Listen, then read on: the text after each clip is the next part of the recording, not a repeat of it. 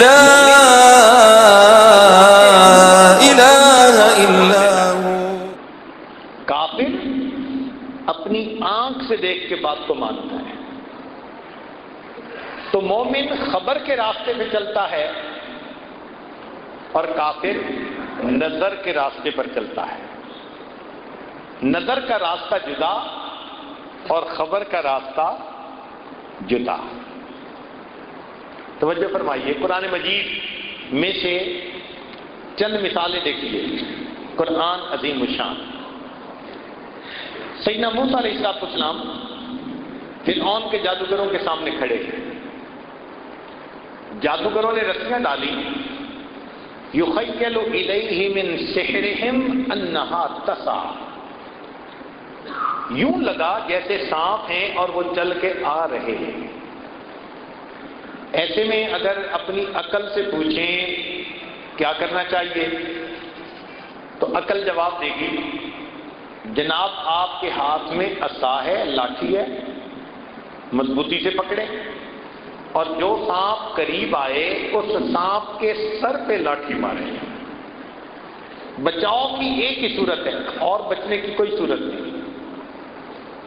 حضرت موسیٰ علیہ السلام نے اللہ تعالیٰ سے پوچھا، رب کریم مجھے کیا کرنا ہے؟ اوپر سے خبر آ رہی ہے ان الق عصاک، اپنے عصا کو زمین پر ڈال دیں۔ اب عقل چیختی ہے، چلاتی ہے، شور مچاتی ہے، یہ امید کا آخری سہارا، تم ڈنڈا بھی ہاتھ سے چھوڑ دو گے تو پھر تو تمہارے پاس ہی کچھ تھے، تم موت سے نہیں بچ سکتے۔ لیکن حضرت موسیٰ علیہ السلام اللہ کے پیغمبر تھے، انہوں نے وہ کیا جو اللہ کا حکم ہے۔ آنکھ کچھ کہہ رہی ہے، خبر کچھ کہہ رہی ہے، آپ نے خبر پر عمل کرتے ہوئے جیسے عصا کو زمین پر ڈالا فَإِذَا هِيَ حَيَّةٌ تَسْعَىٰ، دوڑنے والا اژدہا بن گیا۔ اس اژدہا نے ان تمام سانپوں کو کھا لیا اور اللہ رب العزت نے اپنے نبی علیہ السلام کو سرخرو فرما دیا۔ تو کامیابی خبر کے اوپر ملی۔ حضرت موسیٰ علیہ السلام اپنی قوم کو لے کر دریا کے کنارے پر، آگے جانے کا راستہ نہیں، اتنے میں فرعون بھی اپنے لاؤ لشکر کو لے کر پیچھے سے پہنچ گیا۔ جب فرعون کو آتے دیکھا، قال اصحاب موسیٰ انا لمدرکون، کہا موسیٰ علیہ السلام کے صحابہ نے اب تو ہم دھر لیے گئے، اب بچنے کی کوئی صورت نہیں۔ تو ایک یقین بھری آواز اٹھی، موسیٰ علیہ السلام نے فرمایا کلا، ہرگز نہیں، ان معی ربی سیہدی، میرا پروردگار میرے ساتھ ہے، ضرور میری رہنمائی فرمائے گا۔ اب ایسے وقت میں عقل سے پوچھے کیا کرنا چاہیے؟ عقل کہے گی تمہارے پاس تو ہتھیار بھی نہیں، ایک ڈنڈا ہے اور پھر آگے پانی کا دریا اور پیچھے انسانوں کا دریا، تم سینڈوچ بن گئے درمیان میں، نکلنے کی صورت کوئی نہیں، مقابلہ ہی کرنا پڑے گا۔ کیسے کریں؟ اس ڈنڈے سے مقابلہ کرو۔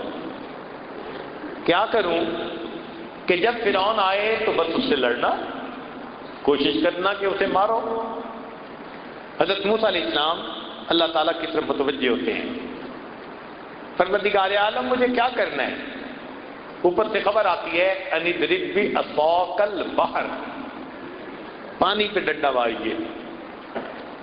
عقل چیختی ہے، چلاتی ہے، شور مچاتی ہے، پانی پہ لاٹھی مارنے سے کیا بن جائے گا؟ مارنا ہے تو صبر کرو، فرعون کے سر پہ لاٹھی مارو۔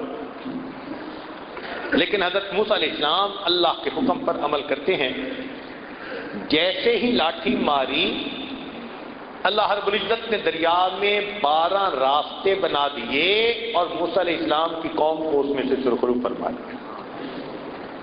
تو کامیابی خبر کے راستے پر ملی، نظر کے راستے پر نہیں۔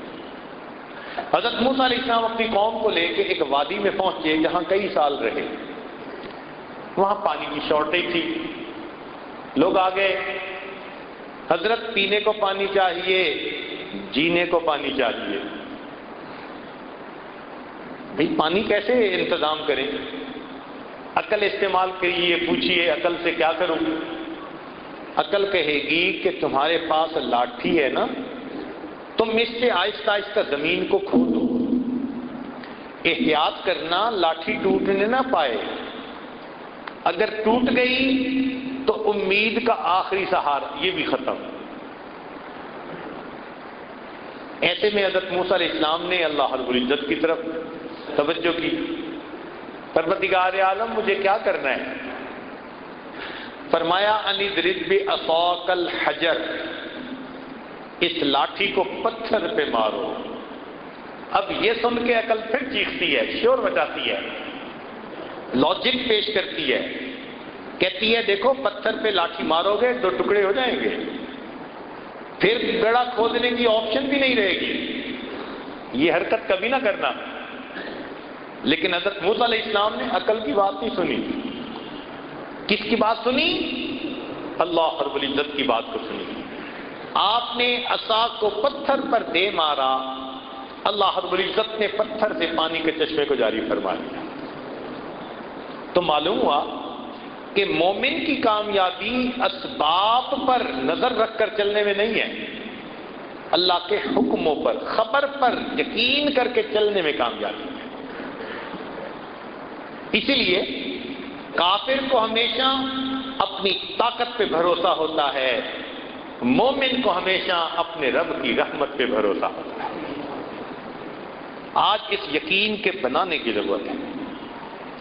یہ ہمارا یقین کیوں کمزور ہوا؟ حالات کی وجہ سے. ہم ارد گرد اسباب کے ساتھ زندگی گزارتے لوگوں کو دیکھتے ہیں تو ہمارا بھی یقین ویسے ہی بن جاتا ہے. اس لیے ہمارے بھائی کہتے ہیں نا کہ اللہ کے راستے میں نکلو یقین بنے گا. کیونکہ گھر سے انسان نکلتا ہے، نیک ماحول میں رہتا ہے تو پھر اس کا یقین مضبوط ہوتا ہے. 100% پکی بات ہے. قرآن عظیم الشان میں سے اس کی ایک مثال، امید ہے دل کے کانوں سے آپ سنیں گے، توجہ فرمائیے. بی بی مریم اللہ کی نیک بندی بیت المقدس کے اندر اعتکاف کی حالت میں ہیں، اللہ کی عبادت میں زندگی گزار رہی ہیں. حضرت زکریا علیہ السلام ان کے کفیل ہیں، سرپرست ہیں. ایک مرتبہ زکریا علیہ السلام کو کسی کام میں وقت زیادہ لگ گیا. فیلنگ یہ تھی کہ پیچھے کھانے پینے کی چیزیں شاید ختم ہو گئی ہوں گی. تو حضرت زکریا علیہ السلام ذرا جلدی آئے. کلما دخل علیہا زکریا المحراب وجد عندہا رزقا. جب زکریا علیہ السلام محراب میں داخل ہوئے، دیکھا کہ بی بی مریم کے پاس تو بے موسم کے پھل رزق موجود ہے. قال یا مریم انا لک ھذا، چونکہ خلاف معمول بات تھی تو پوچھا مریم یہ کہاں سے آیا؟ مریم کی اللہ سے لو لگی ہوئی تھی اور اس کی لو لگنے پر اللہ نے اسے بے موسم کے پھل عطا کر دیے تھے. تو بی بی مریم نے فوراً جواب دیا قالت هو من عند اللہ، یہ اللہ کی طرف سے ہے. ان اللہ یرزق من یشاء بغیر حساب، اللہ جس کو چاہتے ہے بغیر حساب عطا فرما دیتا ہے. سبحان اللہ. بی بی مریم کا یقین دیکھو کیسا بنا، بے موسم کے پھل کھا رہی ہے. پھر ایک ایسا وقت بھی آیا کہ بی بی مریم کو گھر کی زندگی گزارنی پڑی. اب گھر میں جب انسان دوسروں کے ساتھ رہتا ہے تو ماحول کا اثر ہوتا ہے. چنانچہ ایک مرتبہ بی بی مریم نے نہانے کا ارادہ کیا. اللہ تعالیٰ قرآن عظیم الشان میں ارشاد فرماتے ہیں وَاذْكُرْ فِي الْكِتَابِ مریم اذ انتبذت من اہلها مکانا شرقیا فاتخذت من دونہم حجابا، پردہ ڈال دیا.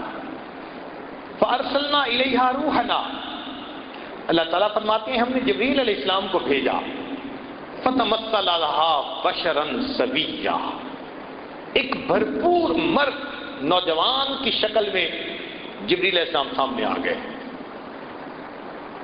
اب بی بی مریم آج کے دور کی بگڑی ہوئی بیگم تو تھی نہیں کہ غیر محرم کو دیکھ کر مسکراتی، تو پاک دامن تھی۔ جب اس نے ایک مرد کو دیکھا، کہنے لگی قالت انی اعوذ بالرحمن منک ان کنت تقیا، میں رحمان کی پناہ مانگتی ہوں اگر تیرے دل کے اندر تقوی ہے۔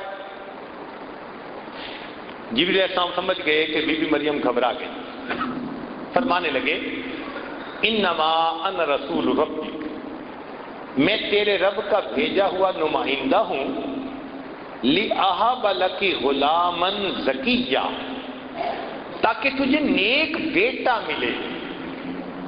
اب اس بات نے بی بی مریم کو اور پریشان کر دیا۔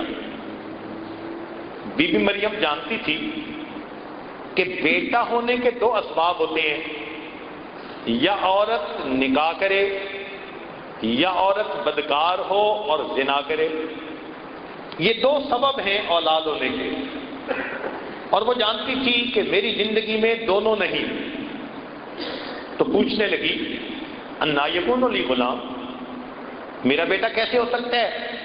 ولم یمسسنی بشر، نہ میں نے کیا نکاح، ولم اکو بغیہ، نہ میں نے کیا زنا، میرا بیٹا کیسے ہو سکتا ہے؟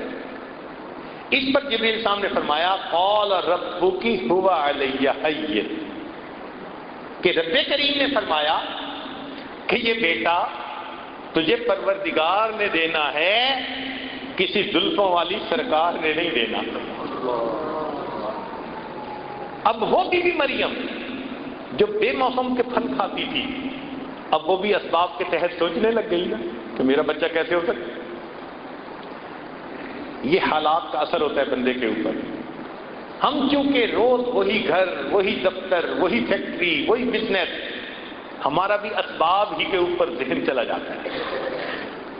اب اپنے یقین کو مضبوط کرنے کے لیے ہمیں وقتاً فوقتاً نکلنا چاہیے، اللہ کے راستے میں نکلیں، اہل اللہ کی صحبت میں جائیں، تاکہ ہمارا یقین فریش ہو جائے۔ یوں سمجھیں کہ جیسے سیل فون کی بیٹری یوز کرنے سے ختم ہوتی جاتی ہے تو کچھ عرصے کے بعد چارجر سے لگانی پڑتی ہے، یہ یقین کا معاملہ بھی ایسا۔ تھوڑا عرصہ انسان اسی اسباب کی دنیا میں رہے تو سوچ بھی ویسی،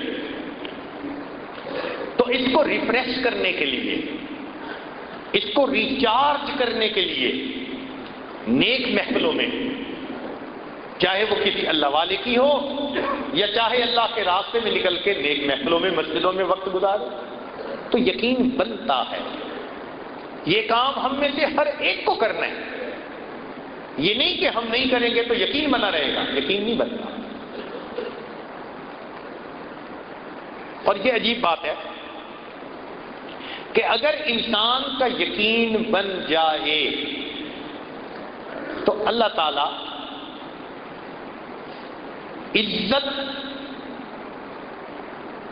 ان نقشوں سے نکال دیتے ہیں جو بے عزتی کے ہوتے ہیں، ناکامی کے نقشوں میں سے کامیابی نکال دیتے ہیں۔ یقین بنا ہوا تھا، یہ انسان پہ منحصر ہے۔ اصول کیا ہے؟ اصول شریعت نے یہ بتا دیا، حدیث قدسی نبی علیہ السلام نے فرمایا انا عند ظن عبدی بی، میں بندے کے ساتھ اس کے گمان کے مطابق معاملہ کرتا ہوں۔ تو جب اللہ سے نیک گمان، پکا یقین، تو اللہ ویسا معاملہ کر دیتے ہیں، اور جب ادھر ادھر نظر ہوتی ہے